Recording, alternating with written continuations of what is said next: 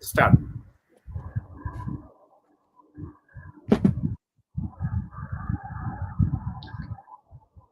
Good evening, everyone joining us today. It's both a privilege and responsibility to welcome you all to this critical and timely webinar on communalism and tech use and abuse. My name is Ayushi Rana and I will be moderating today's session. I work as an OSIM research analyst at DFRAC, where we actively involved in tracking misinformation, analyzing digital hate speech, and producing open source intelligence reports across digital ecosystems. In recent years, we have seen how technology, once hailed as a great equalizer, has become a double edged sword. On one side, it has empowered movements for justice, amplified marginalized voices. However, on the other side, we have witnessed its weaponization in the form of targeted hate campaigns, communal propaganda, echo chambers, and algorithm driven polarization. Today's webinar is designated to unpack these complexities. How does technology influence communal narratives? Who are the actors misusing it? What are the systematic biases embedded within our digital platforms? And how do we encounter this? We will explore the potential and perils of the tech. But before we begin the panel discussion, it is utmost my honor to introduce someone whose visionary leadership led the digital foundation of modern India, and whose life's work is a testimony to how technology can transform lives at scale. Mr. Sam Pitroda is a name that resonates deeply within India's technological and developmental journey.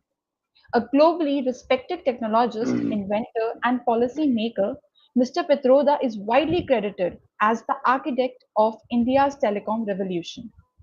In the 1980s, he founded the Center for the Development of Telematics, CDOT, making it possible for millions of Indians to gain access to communication, not just in cities but in remote villages as well. With a portfolio of over 100 international patents, his contributions span far beyond telecom. He has led national innovation missions on critical issues such as water, literacy, immunization, dairy products, policy, and governance. His belief in democratization of information through technology has influenced public policy and governance models across continents. Mr. Petroda's ideas have inspired leaders, institutions, and youth to imagine a world where digital technology can bridge divides instead of deepening them. Today, as we discuss the intersections of communalism, his presence and perspective could not be more valuable. Following the keynote speaker, we will be joined by a remarkable panel of voices representing the technology, academia, civil society, and journalism. We have Dr. Sujat Ali Kadri, a renowned academic with a PhD in artificial intelligence. Dr. Kadri is also the co-founder and managing editor at TFL and also the chairman of Muslim Student Organization. He has worked extensively in the field of information warfare, digital rights, and grassroots community empowerment. Next, we have Asim Sheikh. Asim is the full stack developer and director at Syncasys Technologies. He brings a crucial perspective on how platforms are built, how they function, and how developers can embed in ethics, transparency, and accountability. Next, we have Syed Alam. Joining us from Belgium, Brussels, Mr. Alam is the director of Meetup Group, which works on community engagement and development. Next, we have Dr. Faizul Hassan, who is the former president of Aligarh Muslim University Students' Union. Dr. Hassan is a well known youth leader and advocate for education, representation, and unity. Next, we have Mr. Tausif Raza, who would be joining us currently, who serves as the president of Muslim Student Organization at Jamia Millia University.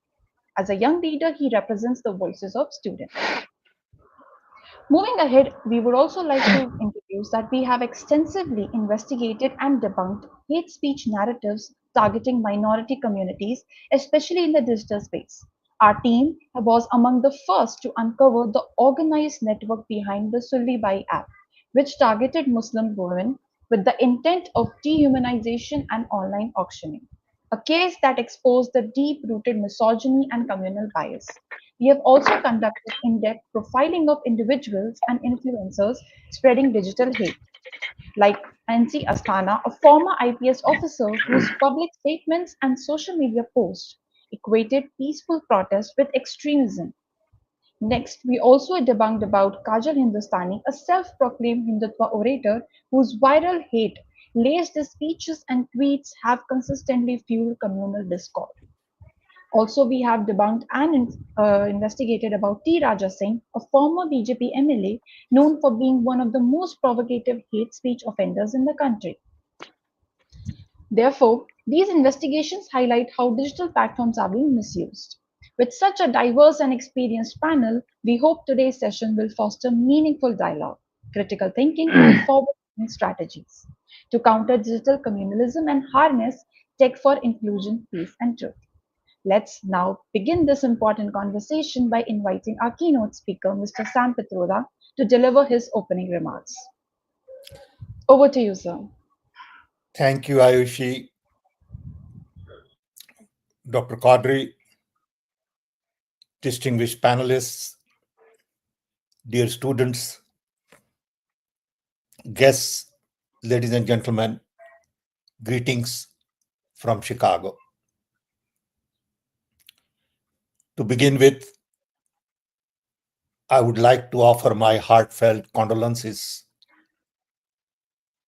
to all those victims of terror and violence in Kashmir. There is no place in any country for this kind of terror and violence. I condemn it, and I offer my sincere condolences once again to the families and friends. Thank you for giving me this opportunity to talk to you all on technology,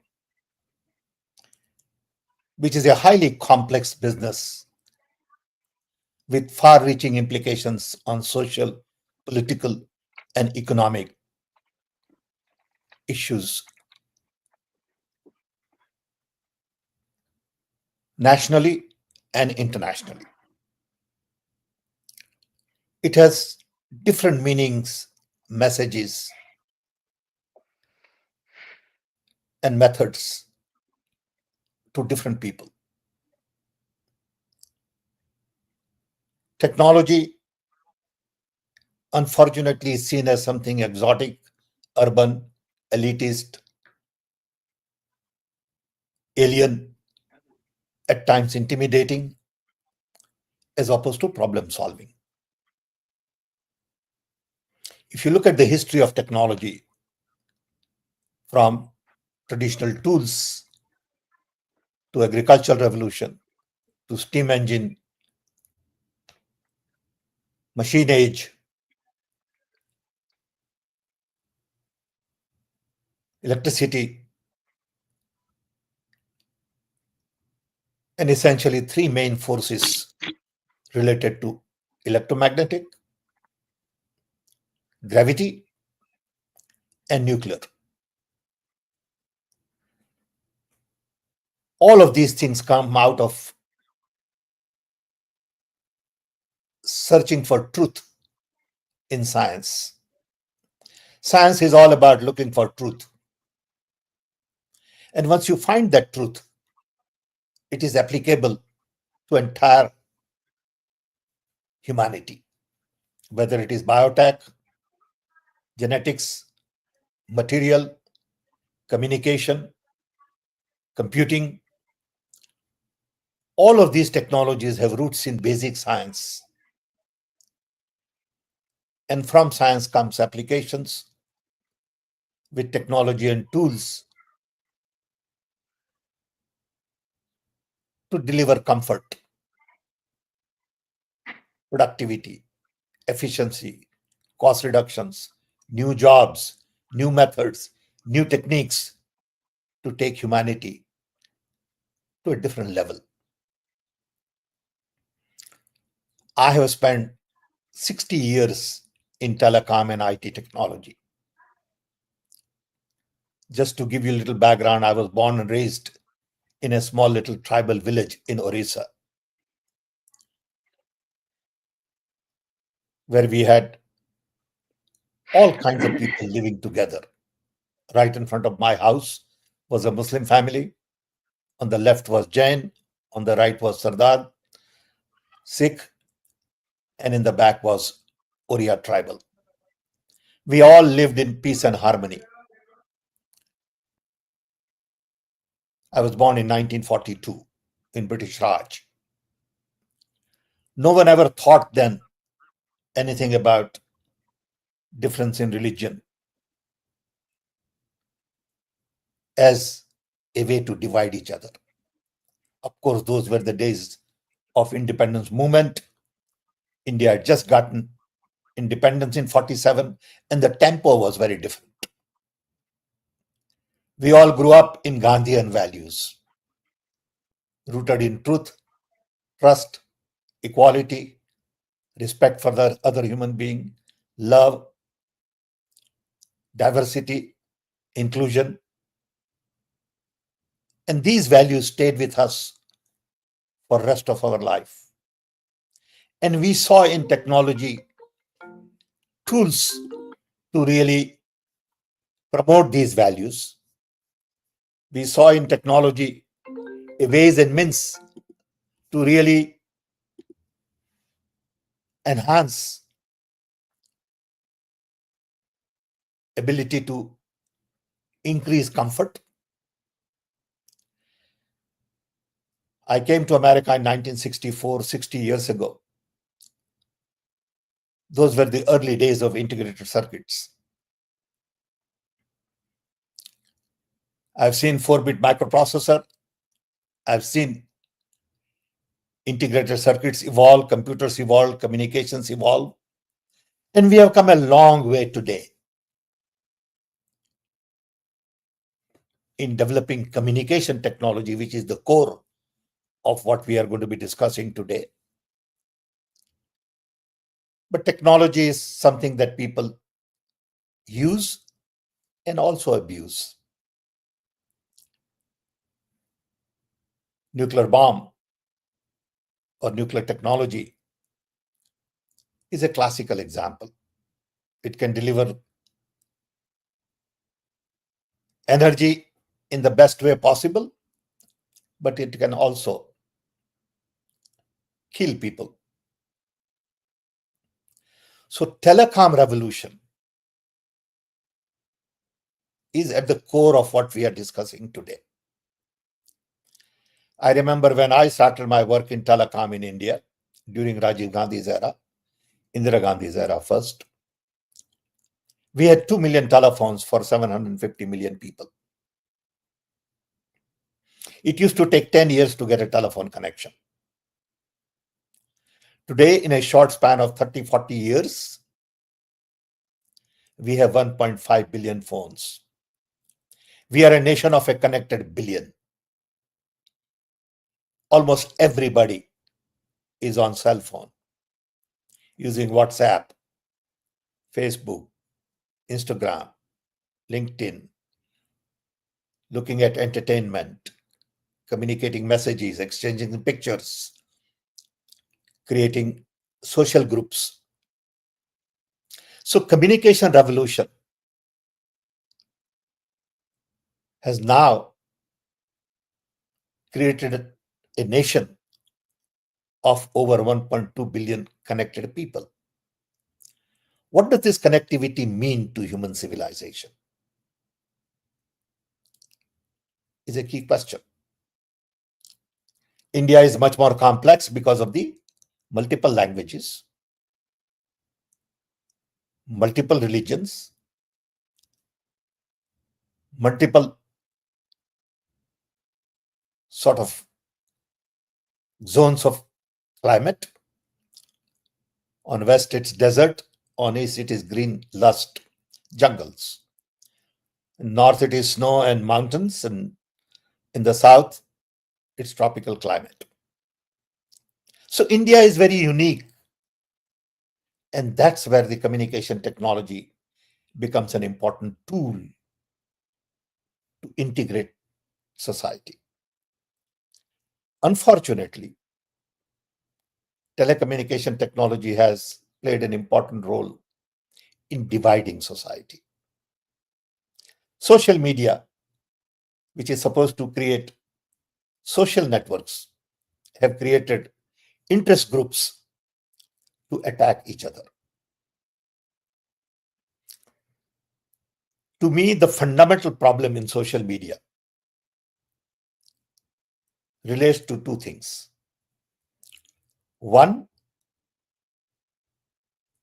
unauthenticated behavior.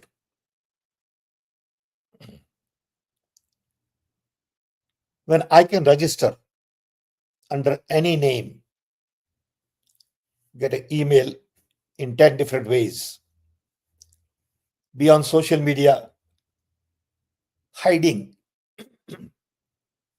and my identity is really not known, then I can abuse the system because you don't know who is saying what. There could be 8 Sam Petrodas on Facebook, and you don't know who the real one is. So if I don't get authorized identity on social network, I can abuse because I can use some other name to attack you. Very fundamental issue on social media. If you don't have authenticated behavior, you can abuse media. Unfortunately, the business model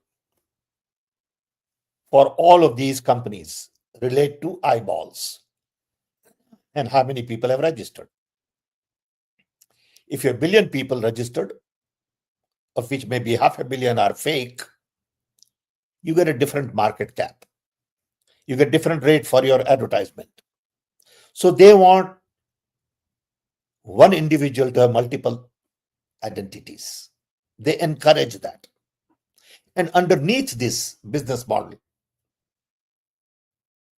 they encourage people, in a sense, to start rumors because it is in the interest of the companies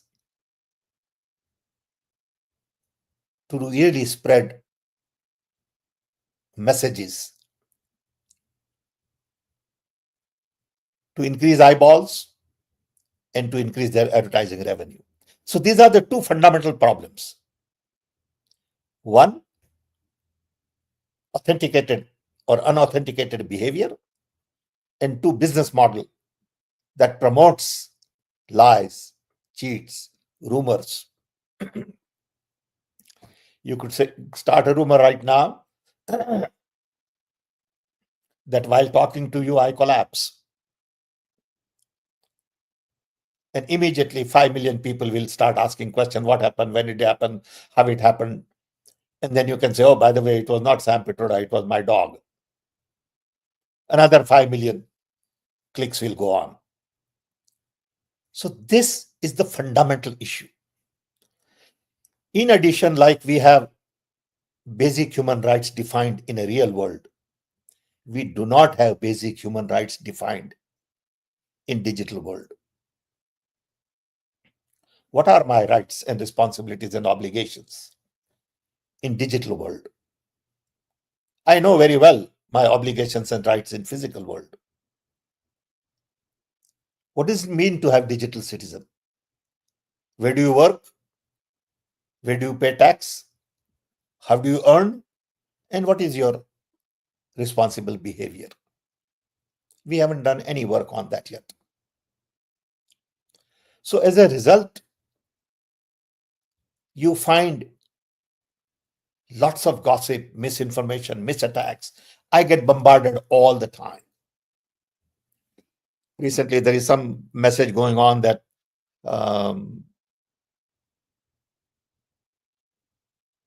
just a couple of days ago, somebody sent me something that I'm involved in something that Israel agency has tracked Rahul and me, and it's all bogus. It's all total, absolute lie. But let me tell you what happens. When someone starts that kind of a rumor, I get hundreds of calls from well-wishers, friends, family, my children, my wife, my cousins. They all worry. What happened? How did it happen? Is it true? Not true? And it is all waste of time. Creates confusion, fear. So on one hand, they spread misinformation, but along with they also spread hate and fear. And these two are deadly things to do. And these two in authoritarian regime work for many. Now, because of AI, things get even more complicated because you can manipulate images. You can show me in some uncomfortable position, and people will not be able to distinguish between real and manipulated image. We don't have legal framework yet ready for watermarks, for what to say, when to say, how much to say on social media. And these things are creating huge amount of stress in the system. We all know what the problem is. We also know the solutions. It's not very complicated. The question is, how are we going to do it? Are we prepared to say that unless and until you have authenticated yourself, we will not allow you on social media? And then you will take responsibility for your content. And there will be laws designed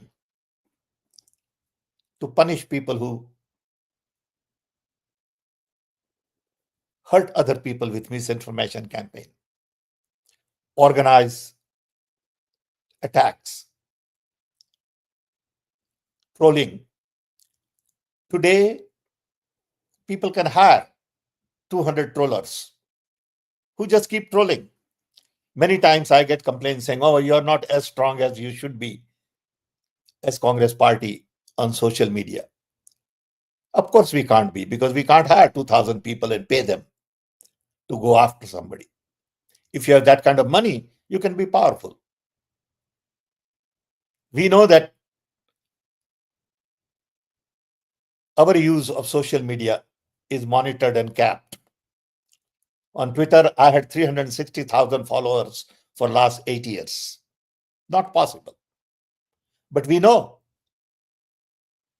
how you are restricted from expanding your coverage. And it's done systematically. It's done with money, it's done with ad, it's done with pressure. So it is not a level playing field. It is a playing field where money talks, truth don't get the right representation, lies spread, and misinformation campaign is managed effectively with huge amount of investment in people, network, advertisement, preferences. So today, in essence, all these rich and famous have come together. So political power and profit power have come together globally.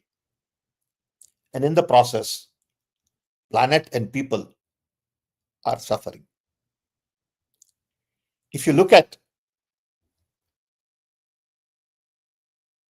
the use of social media in any country, you will find that wherever there is money, they are dominating social media. It is not dominated by ideas. It is not dominated by what is good for people and what is good for planet. It is dominated by profit and power. Whenever you have a tool like this, communities get divided, families get divided, friends get divided, on campus, students get divided, and this message of misuse go on at various levels. It is not just about one community or the other community. It is at various levels. So if one community feels that we are being targeted, don't be under wrong impression. Everybody is being targeted. Political opponent is being targeted. A good teacher is being targeted. A good doctor is being targeted. So it is a tool which is being misused today, mainly because business model is wrong for truth to propagate. The enrollment of the people, the way you enroll, is wrong, and there are no real rules and regulations to guide your behavior on digital platform. So people abuse as much as they can. And the social media has become a university. Social media has become a real media where news come through gossips. People learn on WhatsApp universities. As a result, there is no depth, but there are buzzwords.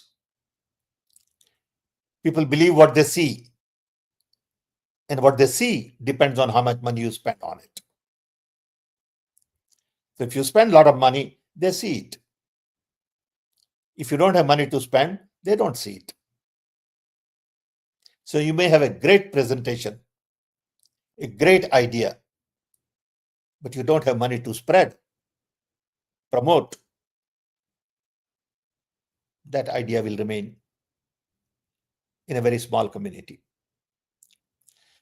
So the challenge today is to really redesign social media ecosystem. But who's going to do it? Because some of these are giants. They're trillion-dollar corporations. Chinese did a very good job of creating their own social media, not allowing multinationals to come in and destroy their fabric. We in India did not pay attention to it early enough. We have no local social media. We have all social media where data sits in America. So this social media also has a big challenge in terms of data. We don't have our data in India. Our data sits somewhere else. We can't capitalize on manufacturing data because that's in China. And our behavioral data related to our commerce and trade, sits in America. So when we talk about Indian AI, we really don't have data sets to capitalize on AI. Just to give you an example, Hindi is the third largest language in the world, and Hindi has only 0.2% content on the internet. Now, if you don't develop data in local language, whether Gujarati or Tamil or whatever, Urdu, how do you capitalize on AI? How many of our books are digitized? I know in Gujarati there are probably 5 million books and only 50,000 have been digitized. So there is a huge task ahead of us if we are going to capitalize on AI and all to digitize our data. These are all very complex problems. We are really hung up on a small little idea about dividing society, communalizing social media, violence, and all that. But I think there is a larger issue in terms of defining the real human rights for a digital citizen, defining role and responsibility and obligations, managing behavior, and promoting truth and trust.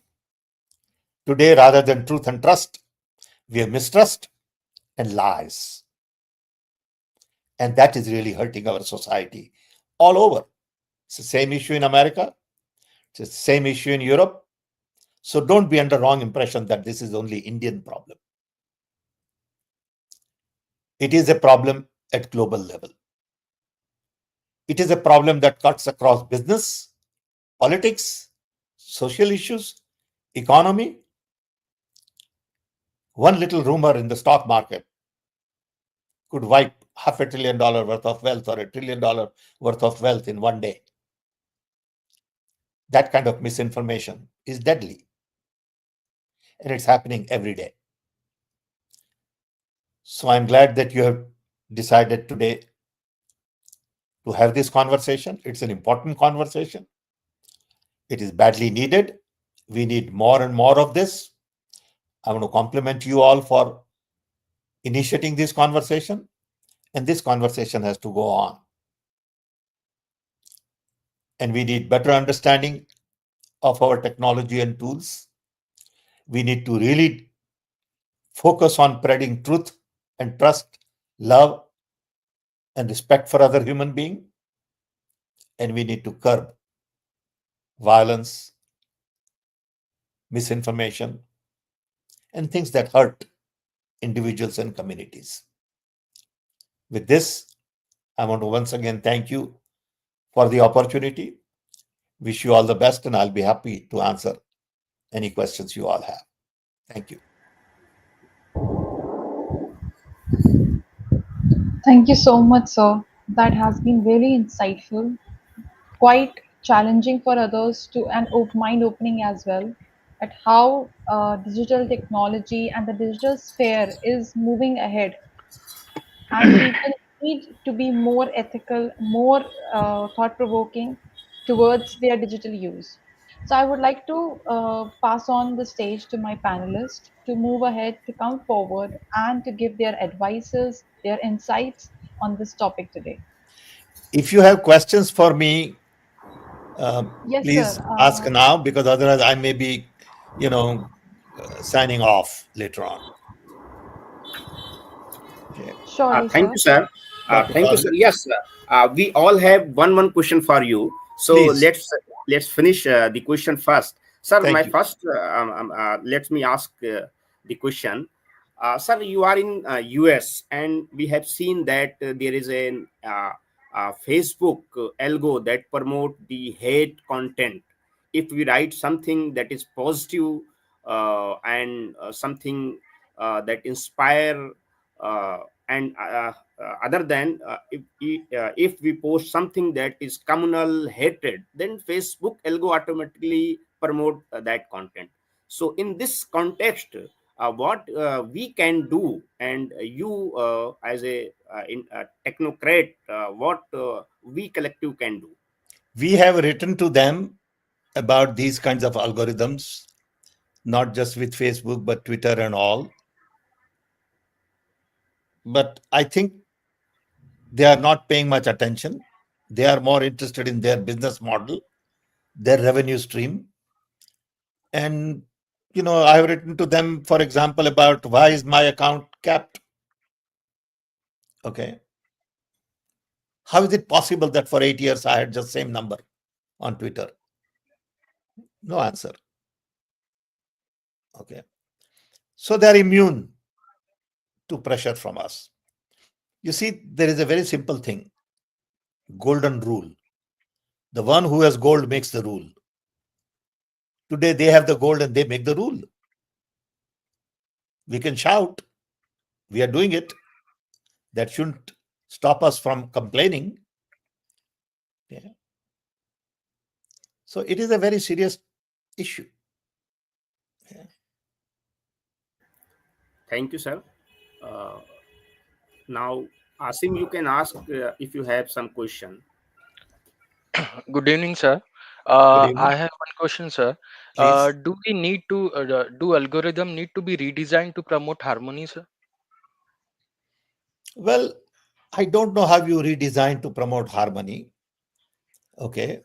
Because ultimately it's all about people. Bad actors will be bad actors.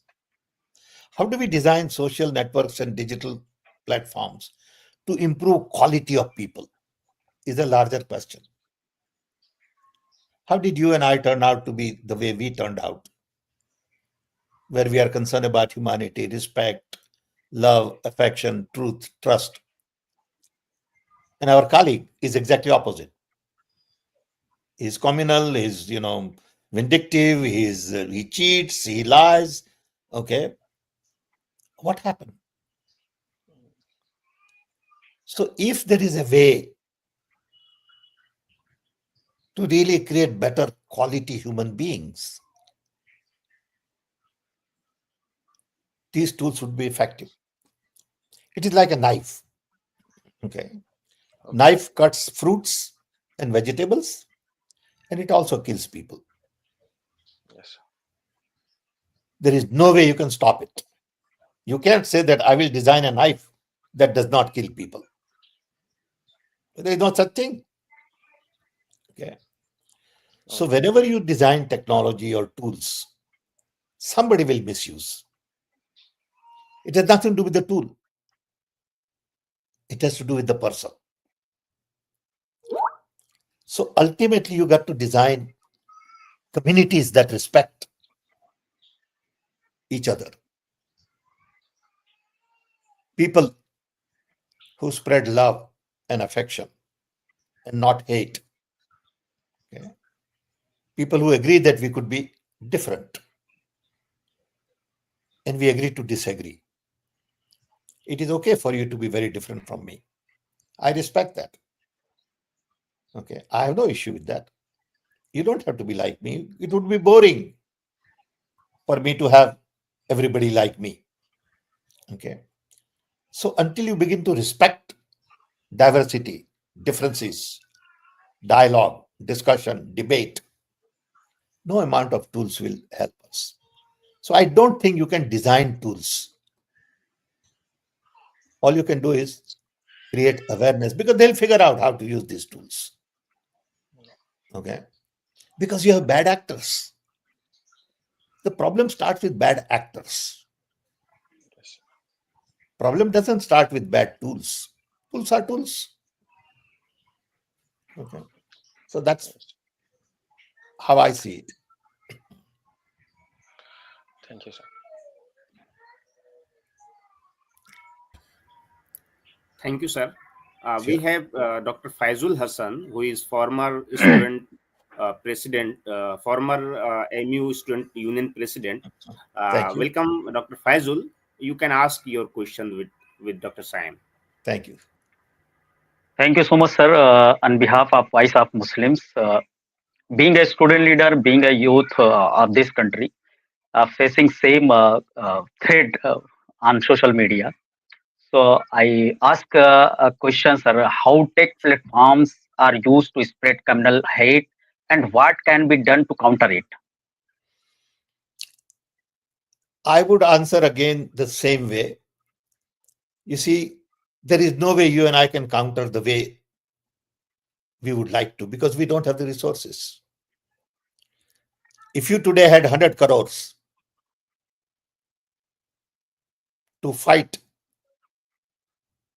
a rumor that is against you, you can fight it. But the other person who is spreading rumor against you has 100 crores and you and I have nothing. So we can't fight. Okay. Unfortunately, I don't like it. I don't want to be in that position.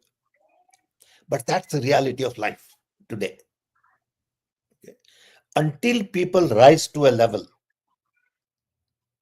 where they say, hey, I need to be a decent human being. I can't be a bad player. Or bad players get punished. And that's where the governments come in. If government spread rumors, what do? If government spend public money, our money, in spreading rumors against us,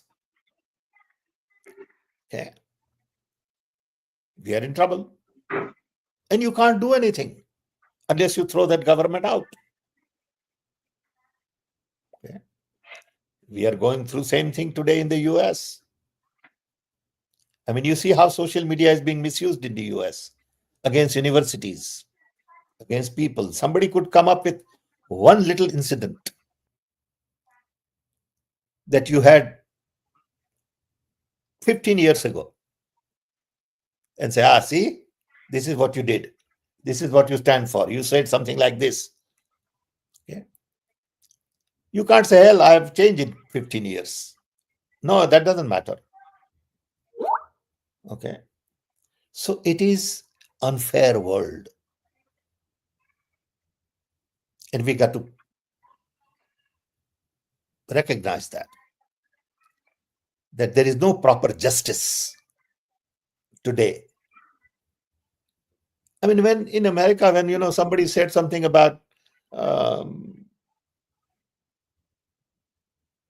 Middle East, and he gets hauled on the road and put in a jail and thrown somewhere because they found on social media he said something.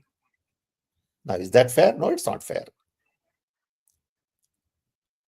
Is it right? No, it's not right. But it's happening.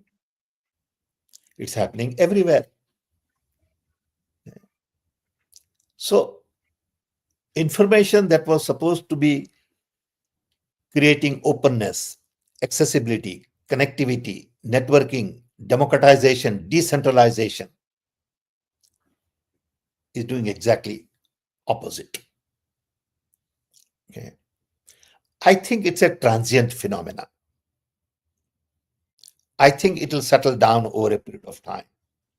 But that period of time may be 20 years. Okay. In your life and my life, that is long time. But in the human history, that's a very short time. So people who write history 200 years from now would say that social media created havoc for a small period of time because humanity didn't know what to do with it, how to deal with it. Everybody had knee-jerk reaction. Then people realize, and now social media has become a tool for social transformation. Okay. I mean, look at AI. AI is going to change everything. It is going to change education, health, governance, you name it. The other day I was having a conversation with a professor in Boston about AI, and I said, I want to use AI to make a young person a self-learner. And say after high school, there is no need to go to school. You don't need to go to college at all. This whole business of 4 years of degree, 2 years of master's is all bogus. Okay. But I will make you self-learner. So after school, you decide what you want to do. You want to be a physicist, you want to be a doctor, you want to be a scientist. You learn to ask right questions because information is already available. Why do you need to know information? You need to know what to do with the information. Why should I learn the name of every bone in the body as a doctor? I can ask the question, huh? Okay. So don't tell me to learn facts. Because facts, I have a tool which gives me all the facts. Okay. You spend 4 years in college to learn facts. Forget it. If I want to know how to make wine, I can go find out. If I want to know how to, design a robot, I can find out. Okay. So what is that a teacher can do? Teacher can't teach. I don't need teacher to teach me. I need teacher to be a mentor. But teacher is not trained to be a mentor today. Teacher doesn't know how to be a mentor. He knows how to give a lecture. You read and you are giving me a lecture. I can read. I don't need you to give me a lecture. Okay, why should you give me a lecture on blackboard? Okay. But I want you to be there as my mentor because you are senior. You have more wisdom. I want you to build confidence in me. I want you to love me. I want you to respect me. I want you to guide me. Okay, that's what I need. But teacher is not trained to do that. Okay. Teachers are irritated. They have personal problems with family. So they can't be a good mentor. Okay. Similarly, health. Why do I need to go to doctor every time I sneeze? I can go on, AI and ask, this is what is happening to me. I cut a little bit here, I cut a little bit there, and they'll say, take this antibiotic, take this, take that. And I can go to doctor if I need a surgery. I can go to doctor if there is a high level of pain. So I think everything is going to change. Yeah. Are we prepared for that change? I don't think so. Because our mind is still working on the old model. See, when I look at the political scene world over, all these leaders are designing world based on their experience, which is 50 years old. They are not designing world for my grandchildren. I want to design world for my grandchildren. Not for me anymore, not for my children anymore. But my 10-year-old grandchildren, when he grows up and becomes 20, what would the world be like? What does it mean for him in terms of education, health, employment, activities, ability to earn? Okay. What does it mean for those people? We don't have leaders who think like that. Where leaders still think in trade and, tariffs and, trying to impress everybody. Okay. This is the problem we have in a connected world. Larger question I'm asking is, how do I use hyperconnectivity to take humanity to the next level? All of the challenges today relate to increasing productivity, efficiency, cost, power, profit. No one is saying, how do I use these new tools that we have discovered to take humanity to the next level? What does it mean to take humanity to the next level? And the real challenges are sustainability, inclusion. How do I use this technology to create a sustainable world, sustainable climate, water, energy, forest, green cover, fresh air? And how do I create inclusive world where everybody has place with respect, dignity, safety, security, peace? Peace is a prerequisite for progress. If there is no peace, there cannot be progress because they are wasting time fighting. Look at, in this world, we spend $2 trillion a year in military expense when we need 200 billion to eliminate hunger. So you have this high-tech world, but you still haven't solved the problem of poverty, hunger, okay, environmental blunders. Those are the real issues. Even in America, there are so many homeless people. Drug is a major concern. And we are talking about all these issues, but what about drugs in the country? These are larger problems. Okay. How do we use technology to solve this problem? To me, that's the real question. Okay. If I solve those problems, I can take humanity to the next level. Can I eliminate hunger with new technology? Can I eliminate poverty? Can I eliminate drug use? In America, largest number of people go to prison percentage wise. Okay. Why? Why is that? In one of the richest countries, you have huge drug abuse use, and then you blame Mexicans or Canadians for bringing drugs. Your own people are creating market. What can you do? So rather than solving that problem, we are solving some other problem. Everywhere you will see, we solve wrong problems. Okay. And communication is one of those tools where, we are trying to solve wrong problems. The real problem is, how do we use communication tool to create good people, identify bad actors, punish bad actors, minimize bad actors. That is a larger challenge. Okay. Sorry for a long answer. No issue, sir. Thank you so much, sir. It is very interactive session. We have lot of questions, sir, but as we know that we have lack of time, so we have to end here. Thank you very much, sir, for your Thank you to all of you and wish you all the best. time, and we will seek your cooperation in future also. So I Anytime. hand over mic to Ayushi to conclude and end the session. And I appreciate what you are doing. I appreciate that you are bringing all the Muslim youth together. They are my brothers and sisters. And anything I can do, you can always count on me. Thank you so much, sir. Thank you so much, sir.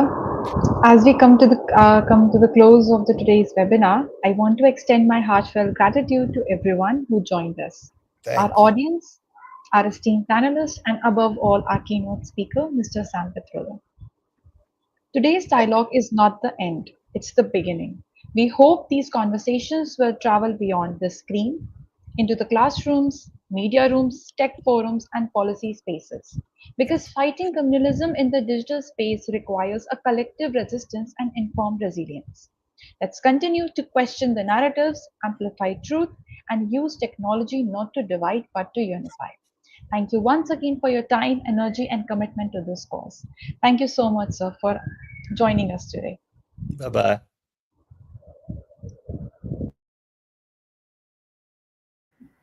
चलो तो ठीक हो गया time